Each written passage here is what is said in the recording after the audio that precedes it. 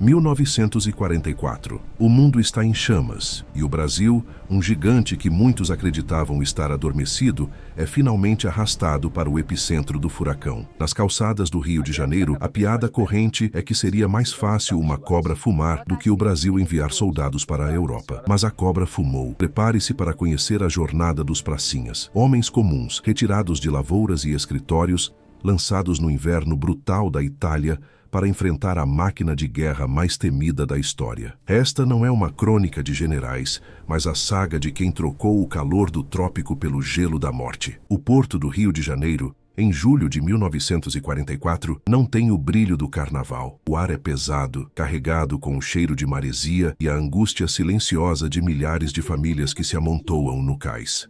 Arlindo, um jovem de 21 anos com as mãos ainda marcadas pelo trabalho na roça no interior de Minas Gerais, aperta as alças de sua mochila de lona. Ele veste um uniforme de brim que parece desconfortável, um verde-oliva que não combina com a cor da sua pele. Arlindo nunca viu o mar, e agora o horizonte é um monstro azul, que promete levá-lo para um destino que ele mal consegue pronunciar. Ele faz parte da Força Expedicionária Brasileira, a FEB. Para a elite militar internacional, o Brasil é um aliado exótico, uma peça de propaganda. Para os alemães, os brasileiros são uma piada. Arlindo carrega no bolso a imagem de uma cobra fumando um cachimbo, o símbolo da resposta brasileira ao ceticismo mundial. Ele não se sente um herói, ele sente o frio no estômago de quem não sabe se voltará a pisar no chão vermelho de sua terra. A travessia do Atlântico é um teste de nervos.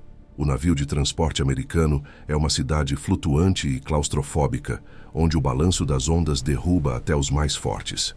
No porão, o calor é sufocante, mas é lá que Arlindo e seus companheiros forjam os primeiros laços de uma irmandade que só o medo é capaz de criar. Eles jogam cartas, trocam histórias sobre namoradas que ficaram e dividem o medo do que os espera além do horizonte. O desembarque em Nápoles é um choque sensorial. Arlindo pisa em um continente que cheira a pólvora e ruínas. O sol da Itália não é o sol do Brasil. É uma luz pálida que ilumina cidades destruídas e rostos famintos. Ele vê pela primeira vez o rastro da guerra, prédios milenares reduzidos a pó e crianças pedindo um pedaço de pão. O treinamento com os americanos é uma lição de humilhação e aprendizado. Os equipamentos são novos. As armas são potentes, mas o idioma é uma barreira que só é vencida pelo gesto. Arlindo percebe que, para o exército brasileiro, a guerra é um improviso logístico. Eles recebem uniformes feitos para o clima temperado,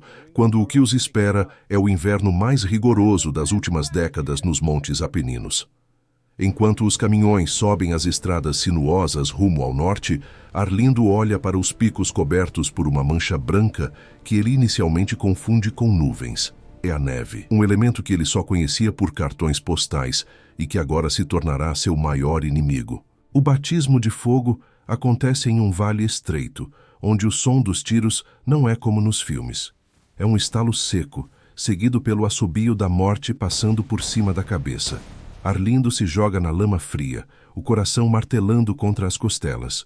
Ali, no chão gelado da Itália, ele percebe que a guerra não é sobre conquistar territórios para o mapa, mas sobre o homem ao lado dele continuar respirando. A cobra não apenas fumou, ela começou a rastejar pelo território inimigo, carregando consigo a esperança de um país que pela primeira vez estava escrevendo a história do mundo com o próprio sangue. O inverno de 1944 nos Apeninos não é uma estação, é um castigo. Para Arlindo, que cresceu sob o sol que racha o barro em Minas, a neve é uma substância alienígena que queima a pele tanto quanto o fogo. Suas botas de couro, projetadas para desfiles em climas tropicais, estão constantemente encharcadas, transformando seus pés em blocos de gelo dormentes. Ele aprende a temer o pé de trincheira, uma podridão silenciosa que devora a carne de quem não consegue se manter seco. Arlindo passa dias confinado em um buraco, uma cova rasa cavada na encosta da montanha, dividindo o espaço com o barro, o medo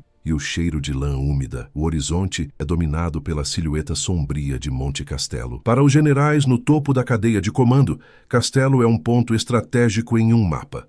Para Arlindo, é uma fortaleza de pedra onde a morte tem olhos e usa o uniforme cinza da Wehrmacht. Os alemães estão lá em cima, protegidos por casamatas de concreto, observando cada movimento dos brasileiros lá embaixo. O silêncio da montanha é cortado pelo som rasgado da Lurdinha, a metralhadora alemã MG-42, cujo disparo é tão rápido que soa como um tecido sendo rasgado violentamente. Cada vez que a ordem de ataque ecoa pelo vale, o estômago de Arlindo se contrai. Ele viu o solo italiano beber o sangue de seus amigos em ataques frustrados, onde a lama prendia as pernas e a metralhadora inimiga fazia o resto.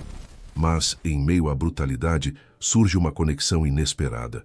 Nas raras vezes em que sua unidade ocupa vilarejos destruídos, Arlindo encontra os paesanos, os civis italianos, que sobrevivem como ratos entre os escombros. Ele vê neles o mesmo rosto de sua gente no Brasil, a pobreza, a religiosidade e a resiliência. Enquanto os soldados de outros exércitos mantêm uma distância profissional e fria, o pracinha brasileiro divide sua ração cá com as crianças famintas. Arlindo entrega seu chocolate e suas latas de carne, recebendo em troca um olhar de gratidão que nenhuma medalha seria capaz de substituir. É o jeitinho brasileiro traduzido em humanidade no meio do inferno. Eles se entendem em um dialeto improvisado de gestos e esperança. Contudo, a guerra não permite pausas longas para a ternura. A ordem para o ataque final a Monte Castelo finalmente chega em fevereiro de 1945. A neblina é tão espessa que Arlindo mal enxerga o companheiro à sua frente. Ele sobe a encosta sob um fogo cruzado que transforma a noite em dia. O ar cheira a enxofre e fumaça. Amigos caem ao seu lado, gritando por mães que estão a milhares de quilômetros dali. Arlindo não corre por glória, ele corre porque parar significa morrer. E porque sabe que a única forma de voltar para casa é atravessando aquele cume. A bravura dos pracinhas não nasce de uma ausência de medo, mas da decisão de continuar andando, mesmo quando as pernas imploram para parar. Quando a bandeira brasileira finalmente é fincada no topo de Monte Castelo, não há música triunfal para Arlindo. Há apenas o silêncio exausto de quem sobreviveu a mais um dia no abismo. Ele olha para as mãos calejadas, agora manchadas pelo fuligem da batalha, e percebe que o jovem que saiu do Rio de Janeiro morreu em algum lugar entre a primeira neve e o último disparo. A cobra não apenas fumou, ela sobreviveu ao inverno mais rigoroso da Europa para provar que o espírito de um povo não se mede pela sofisticação de suas armas, mas pela força de seu caráter. A primavera de 1945 chega à Itália com um perfume que Arlindo não sentia há muito tempo, o cheiro de terra úmida que não está misturada ao sangue. A neve finalmente recua, revelando as feridas que o inverno tentou esconder. O avanço agora é rápido, uma corrida frenética pelo Vale do Pó. Arlindo vê a máquina de guerra alemã, outrora invencível, desmoronar como um castelo de cartas. Em Fornovo de Taro, ele testemunha o impossível. Uma divisão inteira alemã, a 148 Raia, curva-se diante dos brasileiros. Milhares de soldados que se consideravam superiores entregam suas armas a homens que, meses antes, eram chamados de improvisados. Arlindo observa as fileiras de prisioneiros cinzentos e não sente ódio, apenas um vazio profundo. Ele percebe que a vitória tem um gosto metálico e seco. Enquanto o mundo celebra o fim da carnificina na Europa, Arlindo caminha pelo cemitério de Pistoia. Ele olha para as cruzes brancas, fileiras intermináveis de nomes brasileiros que nunca verão a jabuticabeira no quintal ou o pôr do sol no sertão. Ele chora por eles e chora por si mesmo, porque sabe que o Arlindo que sobreviveu nunca sairá totalmente daquelas montanhas. O retorno ao Brasil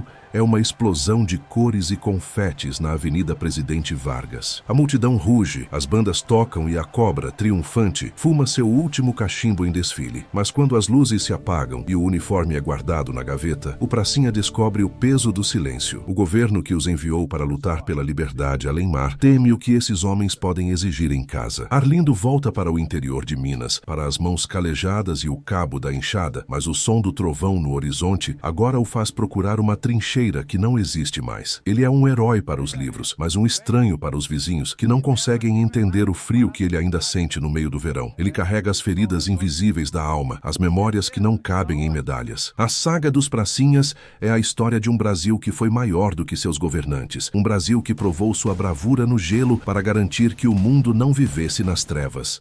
Arlindo morre velho, cercado de netos que mal sabem o que foi Monte Castelo, mas com a certeza de que naquele inverno de 1944 ele foi o escudo que protegeu a dignidade de um povo. E se você sentiu orgulho da sua história hoje, mande esse vídeo no grupo da sua família. Mostre para os seus parentes que a saga da nossa família foi épica e merece ser lembrada. Não deixe essa história morrer. Curta o vídeo e se inscreva para não perder nossos próximos episódios sobre as origens que formaram o nosso povo. Até a próxima história.